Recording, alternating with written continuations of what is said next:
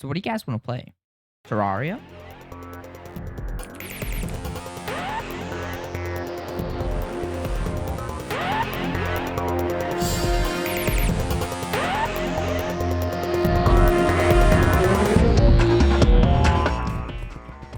May 16th, 2011, Logic released one of the greatest games ever made, a 2D sandbox action-adventure game that went by the name Terraria. In its 13-year lifespan, Terraria has been purchased by around 60 million users, making it the 7th most sold game to this day. And I completely understand why. With such an advanced crafting system, fun bosses, exciting combat, plus an extensive building system on top, the game has something for everyone. And that hooked me when I first purchased Terraria back in 2015, when 1.3 just dropped. After spending roughly 900 hours playing vanilla and 300 hours in modded, I can happily say Terraria is in my top 3 games of all time. So while this video isn't going to be like the last, as this is not my first experience with the game, it will be more of a love letter to such an amazing dev team and the game itself. This is my Terraria experience. 3, 2, 1. Big balance. Nice, dude. Well, that was a bad idea.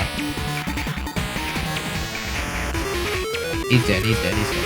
Oh, That's GG, that's so easy, what the f.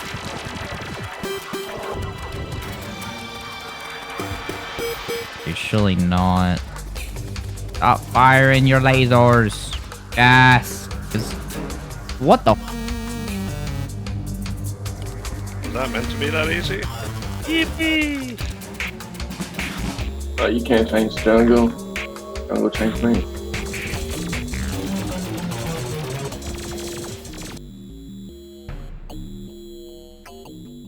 Now, normally I would only play Terraria with mods, mostly quality of life stuff and calamity, but my good friend here has never played Terraria, and in light of this horrifying news, we thought, what better way to introduce him to Terraria than slapping him in a large master world and forcing him to play through the game. Now, just before we get into the gameplay, let's start with some small tidbits. Classes are decided as follows. My friends are Ranger and Summoner, and then I decided to pick Melee. The word was Crimson, and of course, we selected Master Mode, and we also decided not to complete all the bosses, mostly because we didn't care for some of the optional bosses. So let's get down to playing. First, we had to make sure we could connect, and I'm not gonna lie, that was a little annoying, as I had created a dedicated server so that anyone could play without me to grind or build, and there seemed to be a few problems at first, but once we were in, it was smooth sailing. Immediately, I decided it was in my best interest to deforest the entire server, and got away with chopping trees. Then, my friend started building the most amazingly beautiful house known to mankind. Before he completed his art, I actually managed to get the candy cane sword from a Christmas slime. This was a great job. A solid weapon to start with, as the start of Master Mode was an uphill battle. I found myself struggling a bunch, and without the sword, it would have been way worse. So I got extremely lucky there. Especially as the sword only has a less than 1% chance to drop from presents, which are only available during the Christmas event. This is one of the several amazing events that Terraria has sprinkled throughout the year. Then I went mining, and walked around the map a bit. In early pre-hard mode, it's essential to find out where your biomes are, as most of the biomes, like the jungle, have essential upgrades that are worth the grind. But before we even entered the jungle, I managed to get myself some really basic upgrades, such as a silver pickaxe and some silver armor. I decided to try and brave the skies with the gravitation potion, only to find a celestial magnet, which is completely useless considering I don't even use mana. I was looking for the golden horseshoe.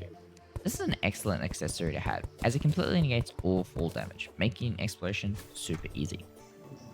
After using all the potions to no avail, I ended up going back down into the mines, mostly for better items and also life crystals. Considering there are 3 players, and each player starts with 100 health, we would definitely need a bunch of them. Each life crystal only gives about 20 health, and that's to a maximum of 400. Ending up with around 340 health and a bit of materials, I went back up to the surface to find myself being attacked by the...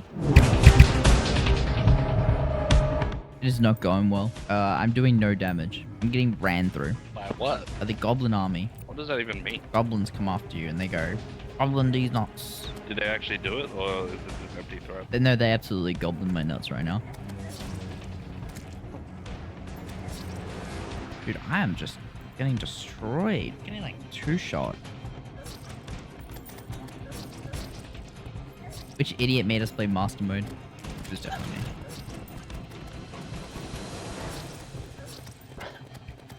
Oh, we defeated them.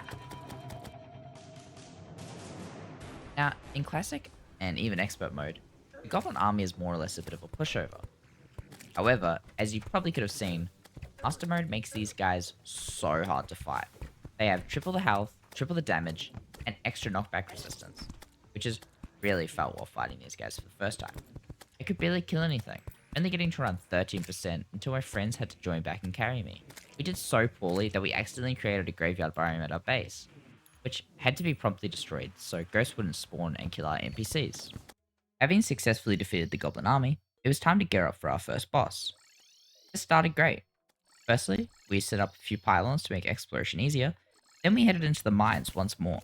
This time we were looking for platinum, the best ore pre-boss, and we also needed to search for the Goblin Tinkerer, the single best NPC in the game. The Goblin Tinkerer has two amazing functions. He sells rocket boots, which are great for early game movement, and also the Tinkerer's Workshop, which is used up to endgame content to combine different accessories. His secondary function is to reroll the modifier on an item. This can give an item up to 15% extra damage, or an accessory plus 4 defense. There are a ton of different modifiers, even some that are bad, and this is going to help us a bunch in the future. We also ended up going to the jungle, hoping to find enough materials to make the Blade of Grass, the Amazon, and a few other things for my friends. I also wanted to find the Anklet of the Wind and Feral Claws. And everything was going great, until this happened. I feel an evil presence watching you. Yep. I'm scared. It's my time in the jungle over there. Alright, everyone pretty cool. Yeah, so things didn't really go as planned. But now, I guess it's time to fight the...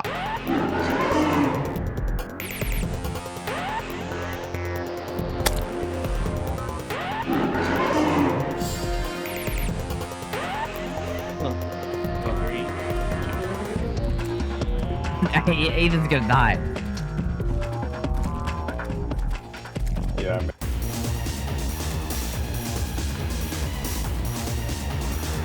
can't wait down. Ah, fuck off. Why is it going I'm the GOAT. first? It's so easy. No! I was alive that whole time. I got this.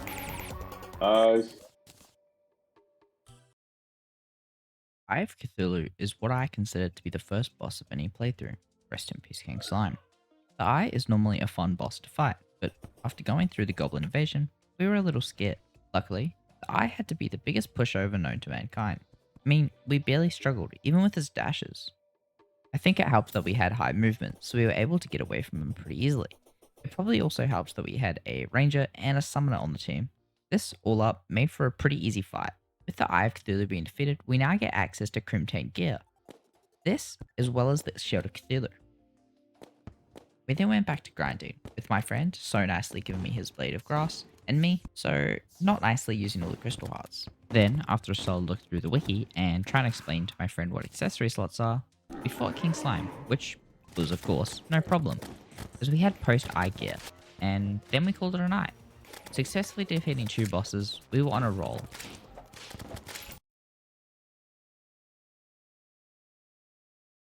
Starting back up the next day, I ventured to the snow biome to create another pylon. Our world has the dungeon on the right side, right next to the snow. My original idea for the snow pylon was to have it right next to the dungeon. This would be great as the dungeon late game is pretty useful, especially post Plantera. This didn't really end up happening, mostly because the snow pylon was a little too far away from the dungeon, but it was still good to have regardless. So I created a small box house for a few NPCs and then proceeded to go AFK. Only to come back to a blood moon, which was immediately followed by a goblin invasion. Yeah, there's one complaint about this playthrough: the invasions happen so often. I mean, blood moons, goblin invasions, pirate invasions, even random boss spawns. Especially when I was just trying to build. Speaking of building, I decided I was also going to create a little castle to hold the relics in, which was pointed out to me to look a bit phallic, which was disappointing to say the least. I thought it was a great castle. So after finishing my castle, I decided to take a break. This led me to stop the recording. However, in my infinite wisdom, I didn't actually turn the recording back on. meaning I missed a fair bit of footage. So I'm going to sum it up for you here. Firstly, I got a Star Fury, an Enchanted Sword, and a Code 1. All great weapons that will provide super useful for the next boss. We made an Ocean Pylon, and we all got max life and went to the Ice Biome, which I managed to find ice skates first try. Then we did some fishing and idled until we decided to tackle the next boss. Grab a chair, mister. Wooden crate, wooden crate, wooden crate.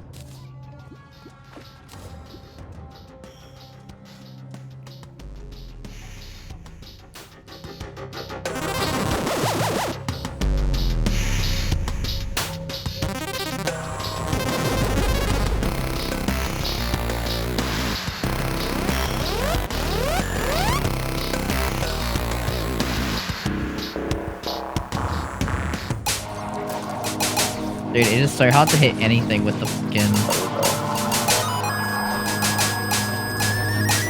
I don't have any teleports. Yo, riveting gameplay right here. How do you get down there? Just go down. He's dead, he's dead, he's dead. Oh.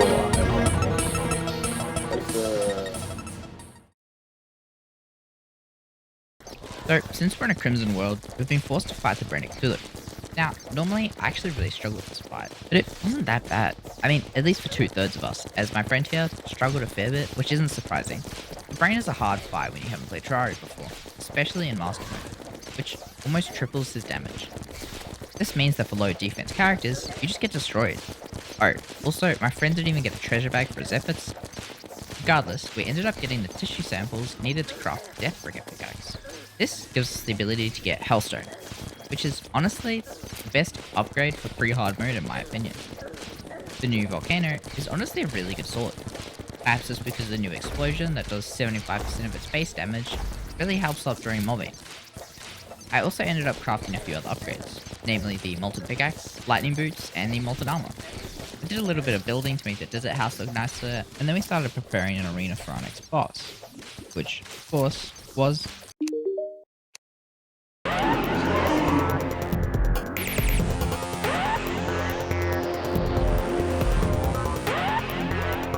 Three, two, one.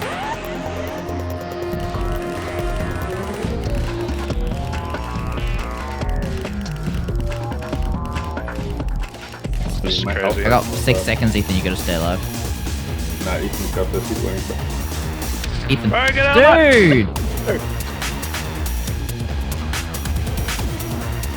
Alright, 3, 2, 1.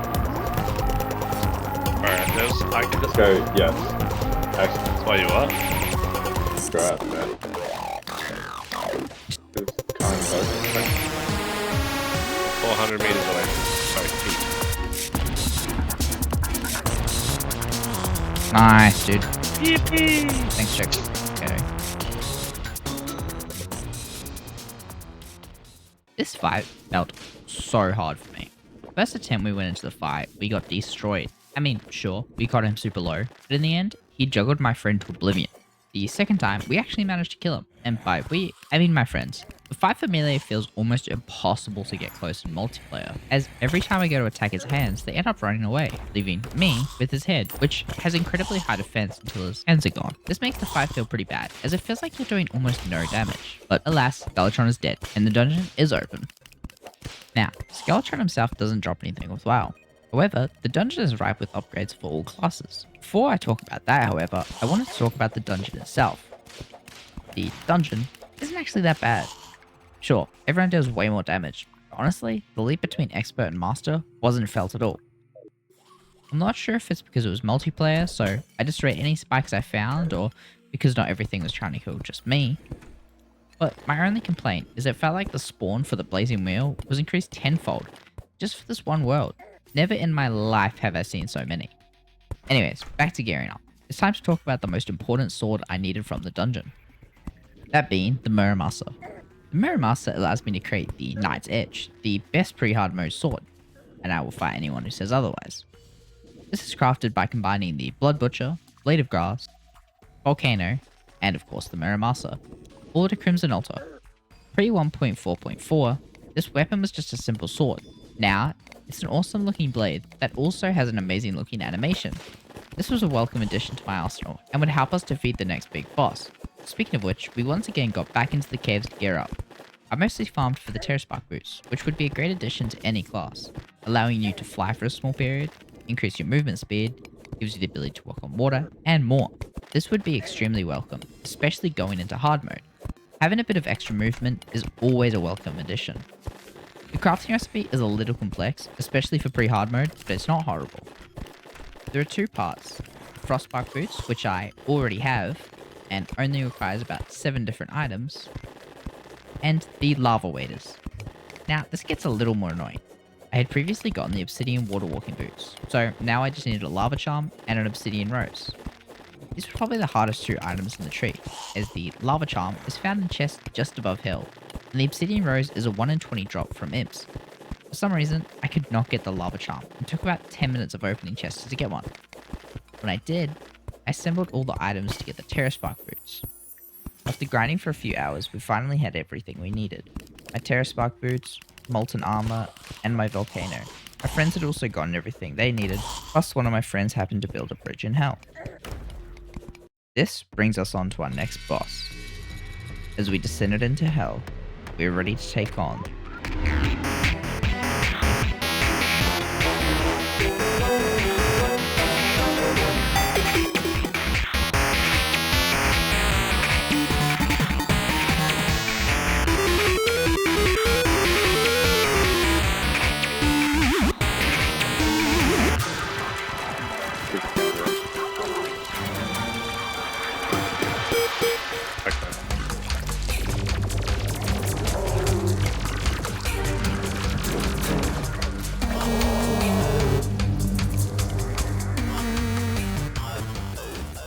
The wall is a pretty simple boss to fight. It has 3 hitboxes, all sharing the same health pool, 2 eyes and the mouth. There really isn't any difference except the eyes can shoot lasers and the mouth has 12 extra defense. Also, there are these little guys called the Hungry who start attached, but when their health gets lowered, they are freed and start flying towards you. And they grow back every so often, but it's not really that hard. So what makes this fight difficult? Well, at the start of the fight, the wall of flesh is constantly moving either left or right, depending on which side you summoned him from. This accelerates until you defeat the wall of flesh. In Classic, this is a maximum of 17 miles per hour, which is not really a problem. However, in Expert and Master, he has a maximum speed of 41 miles per hour. And since we are in Master, he has a pretty large health pool, sitting at about 15,000. This can be a slight problem as the lasers hit hard and you can be screwed over if you don't have any movement items, as if you were to go behind him, he throws you ahead and takes a large chunk of your health, pretty much ending the fight. Luckily, we were prepped and ready to go, and ended the fight pretty quickly, allowing us to enter hard mode. Hard mode is where the game begins. The movement, the weapons, the crafting trees, heck, even the building options that open up are just so awesome. So, now it's time to delve back in. Starting, we head right back to our base, mostly to check our loot and share our goodies. This unlocked a few key upgrades for each of us. The first is class emblems, which provide a solid 15% boost to class damage. This is extremely useful throughout the rest of the game, and is used in future crafts as well. We also obtain the Demon Heart, which gives us our 7th accessory slot. This allows us to add an extra accessory, buffing our stats up a lot. My friend got the Clockwork Rifle, which is a solid weapon that can carry us to mech bosses, and my other friend ended up with Firecracker, his first hard mode whip. This helped us out a ton, as the damage from the whip is insane. Oh, we also ended up getting the Tax Collector, who will give us some gold from time to time, which is great to passively make money, which we will be eventually wasting on reforges. Then we get to breaking demon altars. This allows us to spawn in hard mode ores. The game randomly chooses between 2 ores each tier, and there are 3 separate tiers. The first tier is cobalt and palladium, the second mithril and orichalcum, and the last adamantine and titanium. Moving on from that haul, we got straight into hard mode content. Now, since it's a vanilla playthrough, the first thing I will be doing is rushing straight to adamantine. This is because there is simply no reason not to. Adamantine is the best gear pre-mech boss. Once that has been attained, it's worth grinding for a few more things before we fight our mech bosses. Something you would have noticed when playing Terraria and starting hard mode will be the new enemies that spawn in. These new enemies, while hard to defeat at first, will provide us with amazing accessories going forward. The Ant Shield. In previous editions of Terraria, this was the longest crafting tree in the game, and it still is pretty hard to craft, but it is so worth it. Granting immunity to knockback and fire, as well as most debuffs in the game. It helps out when fighting some of the new enemies, and the knockback immunity is great against bosses. So, when I started farming, I was fine to put in the effort to get all the items. However, I got so incredibly lucky with the items dropping that it honestly took me no time at all. So, let's delve into our second crafting session of this video. The Ankh Shield involves 12 different items. The Obsidian Skull and the Cobalt Shield, which combine to create an Obsidian Shield. Then we have the Ankh Charm, which is crafted from the Blindfold, Pocket Mirror, Vitamins, Armor Polish, and Adhesive Bandage. Phasior, Nazar, Megaphone, Trifold Map, and finally the Fast Clock. Combining these gives us the Reflective Shades, Armor Bracing, Medicated Bandage, Counter Curse Mantra, and the Plan. Combining those gives us the Ankh Charm, which can be crafted into the Ankh Shield. The breakdown makes it seem pretty easy, but a lot of these items have 1% chance of dropping, so farming can be slightly annoying. Oh, also check this clip out.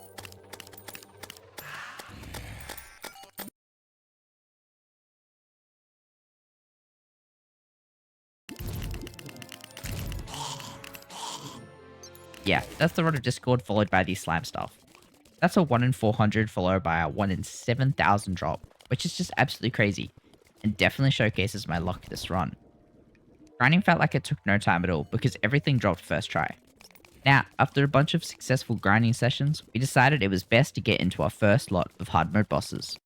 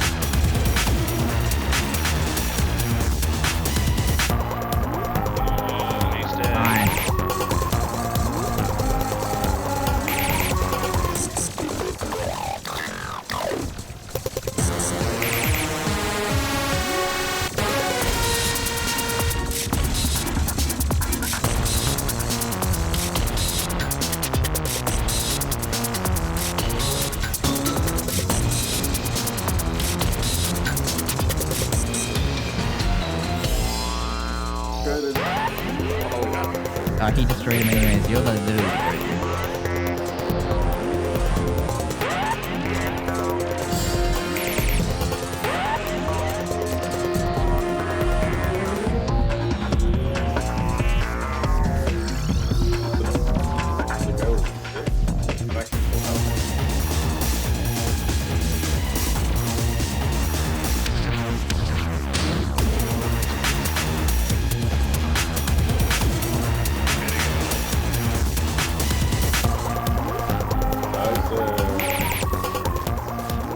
That was excellent, lads. I'm gonna have to give a kiss out to both of you. Mwah, mwah. Let me tell you this right now. Master Mode Destroyer is the worst boss we faced this entire playthrough. I mean, not once did we struggle, except when it came to the Destroyer.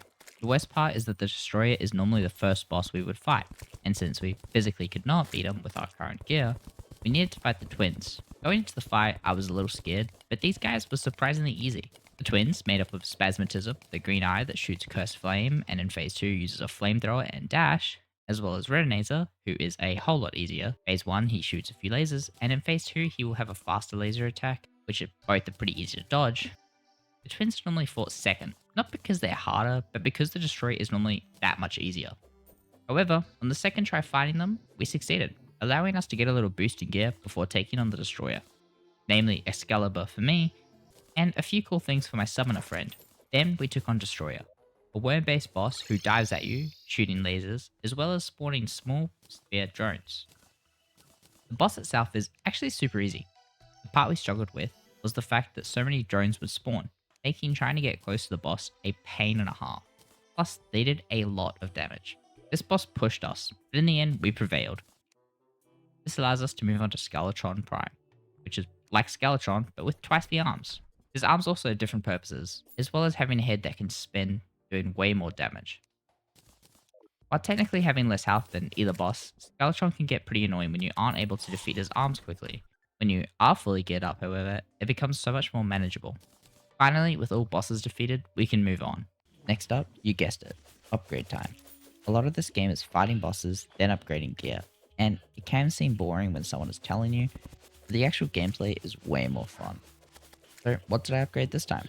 Starting off, we got the pickaxe axe, allowing us to get the new jungle ore, Glorify it, which allows us to unlock turtle armor. This pretty much makes us the tank of the group, drawing the attention of the boss so that our summoner and ranger don't have to dodge as much, and can focus on dealing damage. Next, I upgraded the Excalibur and Knight's Edge to the new 1.4 variants. I also got the Yellows from the jungle and the Fire Gauntlet. This upgrade section is probably the smallest because a lot of the items I could have gotten, I was just way too lazy to grind for. So let's keep going. Once again, going back into the jungle, we were ready to fight.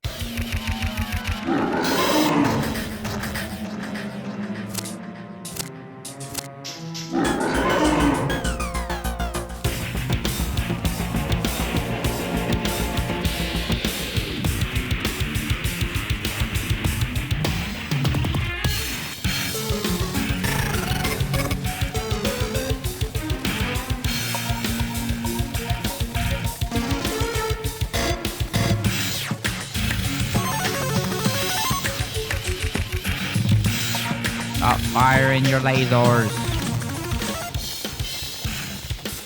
I don't have lasers, mister. Yes.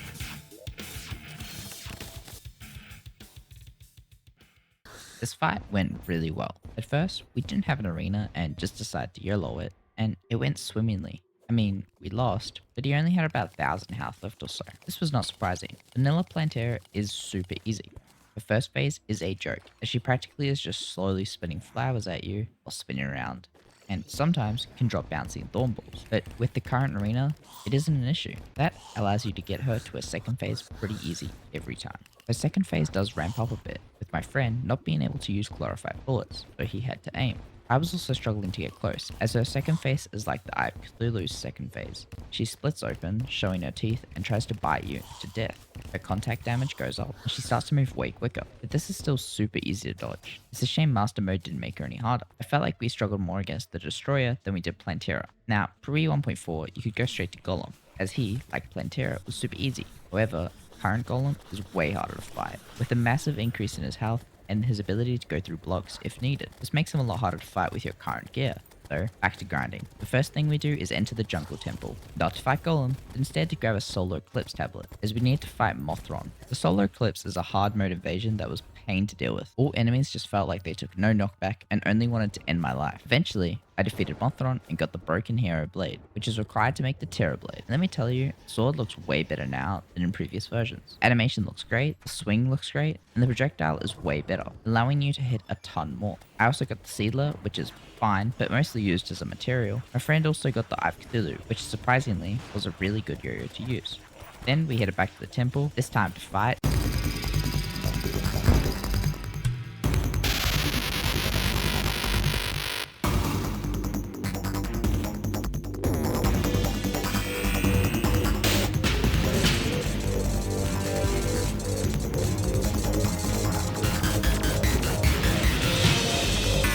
Nice. No way. Yes, dude, that was really good. First time we fought Golem, we ended up losing badly, which may have come down to anything. Bad movement, bad gear, or the fact that the arena was half the size it should be. But that didn't stop us. We got right back in and destroyed Golem. Golem's attacks are pretty simple. His first phase is shooting lasers and punching his fists. You need to destroy the head and the two fists to progress to the second phase. This section was actually pretty easy. But going into the second phase got intense. He becomes more erratic, shooting more fireballs than lasers, and this really caught me off guard. So I ended up dying a few times. Thankfully, my friend here is an expert at every attack, enough so that they were able to defeat Golem. Immediately after exiting the arena, I am able to use the Beetle Husk to upgrade my armor to the next set. The Beetle Husk set provides a little less defense in turn for some damage reduction, and I'm also able to draw more attention. So that's always a plus. Normally, this is where you would grind for Moonlord. Foolishly, however, we decided to fight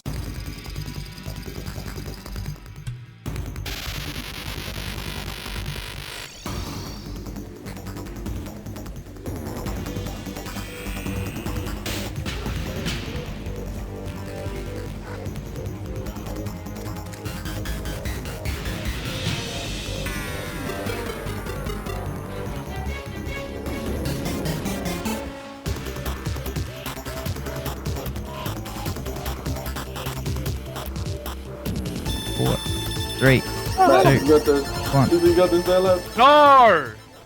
Yep, that's right. We lost. I mean, we did pretty well, considering we managed to get him down so low. But just as I was about to respawn, my friend unfortunately couldn't beat the Phantasmal Dragon. This meant we were back to grinding. Once again, I actually stopped recording here. So this is going to be a little speedrun of everything we got. First, I did the old one's army a few times to get the Flying Dragon from Betsy. I also get a few more life roots, as I haven't actually grinded for these yet. This allows me to get around 450 health. Next, I got Steampunk Wings and the Tabai, allowing me to dash better, and that's actually it. Doesn't seem like much, but it really helped out for the cultists. So, back to it.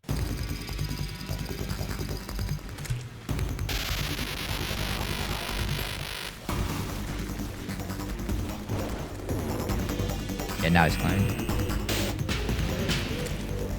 Where is he?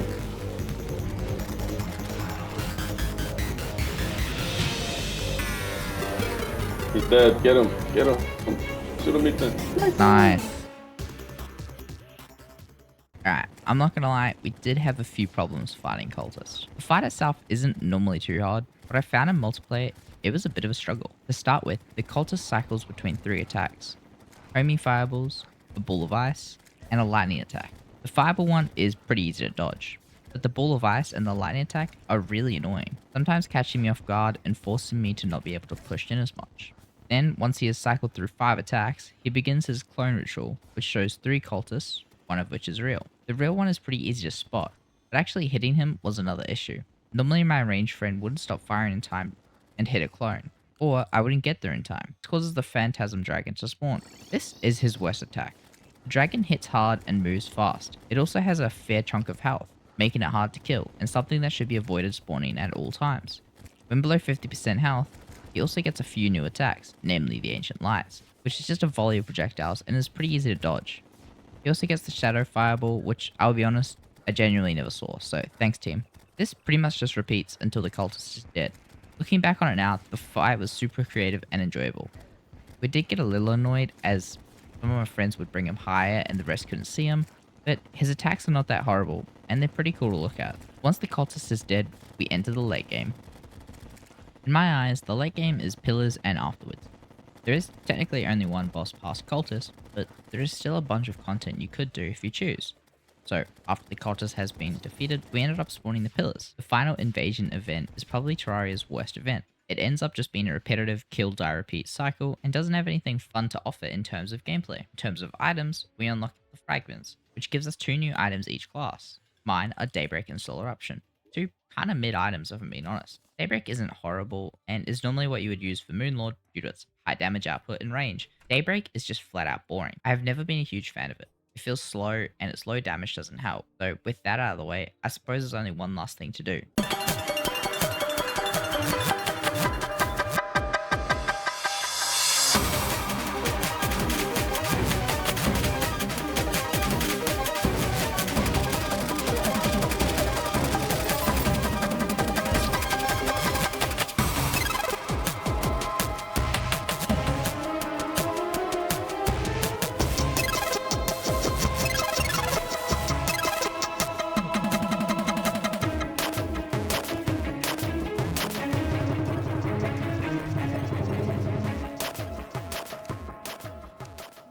Okay, so technically Empress of Light is a pre-golem boss, but when fought in the day, it becomes such an impossible task, you just couldn't even finish it. So why did I include it? Well, honestly, I actually really enjoyed the fight. And if we did manage to defeat her, the gear we would have gotten is really good. Daytime Empress is such an amazing fight. I'm not going to go super in depth to her attack pattern, but there are definitely some cool looking attacks going on, making for an intense fight. especially trying to dodge one fast-moving projectile which pushes you into her, and then after dodging her, you end up dying to a slow attack she did 15 seconds ago. It makes you think it isn't just a hold left-click simulator. Now, should we move on to the actual last boss fight?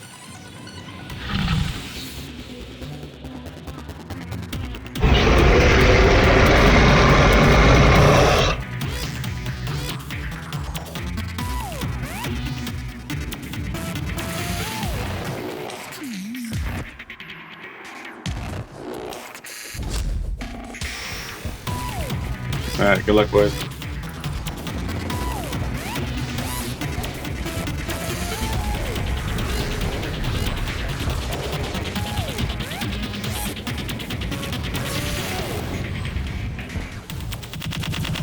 Yes, he is. Nice. Dude.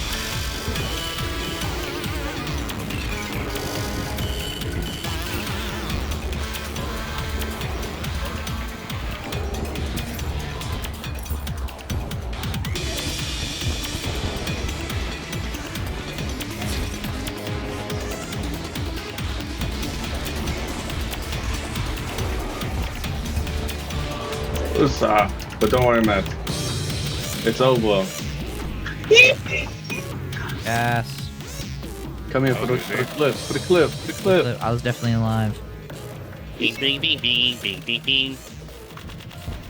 What? Moonlord is the final boss of the vanilla game. The first time fighting this guy was such an awesome experience. Plus, the boss's design is actually incredible. His attack pattern is pretty cool as well.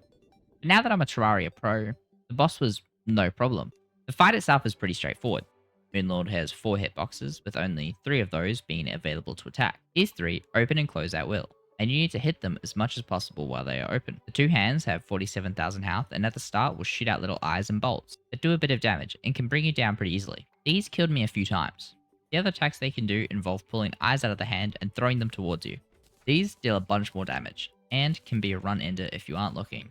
When the eye is defeated, it pops out, becoming invincible and having its own attacks that it previously used in the hand, as well as a death ray, and a few other attacks. These can become problematic, as when the eyes are in his hands, they can't actually attack when closed. But when they pop out, they have free reign to attack all the time. This means that eventually all 3 eyes will be attacking at once, creating a hazardous field to dodge. The main eye in his head will also attack, but not as often, as it is closed more than others. This is great, as the main eye can be a problem. This eye gets a laser attack that deals a ton of damage, and could potentially one-shot you depending on your defense. Once all 3 eyes are defeated, the core opens in his chest and that can be attacked. Once destroyed, Moonlord crumbles and is defeated. Roll credits, game over. Well, technically the game isn't over, but for the instance of this video it is. Game over. As I said earlier, my experience of Terraria is pretty biased, as I sunk a bunch of hours into it. So this section will be broken down into 3 sections. A review of Master Mode, General Terraria, and finally my friend's thoughts / wrap up. So let's delve into it. First up, I wanted to say that your first try playing Terraria probably shouldn't be Master Mode. I mean, don't get me wrong, there are way harder ways to play Terraria, but I feel like Master Mode doesn't add anything important to the game that Expert doesn't already. A lot of what Master Mode adds are just stat changes, some of which can get really annoying. Looking at you, knockback resistance. Plus, I feel like the game becomes more of a drag. I prefer the jump from Classic to Expert, with the small AI changes like the Eye of Cthulhu's second phase. That type of content is super interesting, so having small stat changes is nothing special. That being said, I didn't hate Master Mode. The jump from Expert to Master is noticeable, especially with the mechanical bosses. They got a boost in difficulty that was needed, and early pre-hard mode does become a lot harder, but I don't believe just because you die more makes it a harder game. If I was playing solo, I would definitely have played Expert, mostly because I hate farming for potion materials, and Master Mode is where those become super important. I think overall it was great playing Master Mode, but not something I cared too much about. I was disappointed it didn't add anything else to the game, like Master Mode exclusive gear or accessories. Anyways, time to move on to Terraria itself. Now, while my Master Mode section may have seemed a bit negative, if you're thinking of buying Terraria / have never played before, wipe that section from your mind. I mean that truly. A lot of that was nitpicking, and coming from someone who has played a bunch. The first time experience of Terraria is nothing you could ever dream of. The game has practically mastered every single section of what makes a game great. I mean, I'm not just talking about big systems like crafting, mining, adventuring, and boss fights. Those are the highlights for sure, but I'm talking about things like movement, building, wiring, and even just figuring out the little things that make the game tick. There's so many things going on in Terraria that it can seem overwhelming at first glance, but the game is just so amazingly crafted that when you play it, it just becomes second nature. The thing I love about Terraria is the fact it gives you so much free will. It still has a small progression system, mostly defeating Moonlord. But there are also other things like making sure NPCs are happy, creating awesome houses, and crafting new items from your old gear. It makes you feel like you're always moving forward. I think at first a lot of people were thrown off by its 2D pixel art style, but please look past that. The game has some genuinely beautiful boss fights that are just so amazing to play. I mean, fighting Daytime Empress of Light has got to be something so awesome about how such an extensive game comes from someone's mind. It's hard to put how much I love Terraria into words. I feel like no matter how much I describe this or that, you have to experience the game to truly understand how I feel towards Terraria. And I could go into depth about so many things the game has, but then the video would be hours long. So don't just take my word, here's what my friends had to say. This is from John Terraria. It was actually his first time playing. I thought Terraria was going to suck, considering the first 15 minutes I had with it, but after experiencing it properly over these few weeks and playing with the homies, it's definitely up there on my list now. I love how it gives you enough freedom to feel lost, but shows you what you really need to know. The game's progression system is really enjoyable. I love the designs and mechanics, especially being a Dark Souls player. I did find the crafting sometimes infuriating, but that was because I was still learning it. And by the end, I kind of got the hang of it. For a game a lot of people have described as Minecraft but 2D, I'm happy to say it's much more than that. And yes, it may be similar in aspects, but I find Terraria does one thing better than Minecraft ever could, and that's a sense of purpose. This next section is from Pingus. With over 1500 hours in Terraria's base game, I still find a way to enjoy myself each time I log on with friends, new and old. The release of increased difficulties over the years has provided me with much comfort for the game's state, as it only has exponentially gotten better over the last 10 years. The combat and exploration never gets old, and the existence of Terraria and the genre of Terraria-like games that have sprouted thereafter has cemented itself in my Mount Rushmore of video games. As I said before, there's too much going on for me to explain why I think this game is great, so I won't. The following footage is a bunch of clips with my friends that I feel really encompasses what the game is. So this is where I'm going to say goodbye. To end off with, I'm giving Terraria 10 out of 10 in every aspect. I didn't break down Terraria as much as I did with Stalker 2. Apologies if this video felt like it was different from that one. I'm learning a bunch about what style of video I like, and the next one will probably be very different as well. Leave a like and subscribe to see what else I have cooking. Oh, and go play Terraria. Whoopsies. That's why. Now, if I call him Goku Black, technically, I'm not wrong. Goku. No, that's... No. Dark Goku. Yes, I'm it in. worked! Yo! Success! Dude, I was so worried it wasn't going to work. Pingus has joined. Burn. That's going to be a highlight. Yo, what's up? This is genuinely the most disgusting ass I've ever seen, Jack. I'm so proud of you. Thanks, guys. Kind of looks like. Yeah, I'm not quite sure. Yeah, it looks like that. Real plus base plus. I'm gonna leave everyone the ability to make their own house in the future. Exactly. Don't leave me with that. The doctor's like, just that good stuff. Just that good. And we said, Was there a reason? how much? She slid it over the counter, slapped me on my said, good luck. Bro, sounds like my doctor. Do we have the same doctor? I think so. I don't. But I was actually at a vet. It was a cat doctor. It'd be kind of strange. Yeah, so is mine. You go there for regular checkups? Yeah, I and don't then she know. puts the thermometer in my... Oh. I I'm didn't so even excited know to that there was a fucking point to going there. Watch back on this footage, and it's just Ethan talking about wanting thermometers in his. It's just brain rot. Isn't it crazy that we're talking right now and then Matt's gonna be listening to this? I'm genuinely going to be listening to the entire. We've already got half an hour so far. I hate when I scratch my car on the road. A birdie hit me in the face and I snowed. I'm so super sad and he doesn't know. Matt's gonna cut this out of the video. Yeah, I was gonna say. Cut it. Matt's gonna have like 3 minutes of footage, bro. Like usable footage. You guys are pretty funny. Bedazzled nectar. There's more explosives. I'm looking for the zigs and the zags. Bro, I just got a banana split. Let's go. What I would do for a banana split, bro. Fuck that shit. Oh. I don't think I've ever had a banana split. Blah, blah, blah, blah, This is a banana what? blah. Yeah. I banana split's not that good. Are you high? Come with I'm me. just gonna die. If you're Mac, do that. I'm just gonna die. Yeah. The homies hate Ethan. Alright. Alright, I did research and everything so I could Nice. learn how to make them, so I could actually learn how to properly do shit in the game. And I'm just getting hated on. Not hating. Or Little bit. abusing. There's a difference. No, there is not. There were a bunch more clips I was originally going to put in the video, but unfortunately a lot of them had way too much swearing. So once again, I wanted to thank my friends and you for watching. I'll see you next time.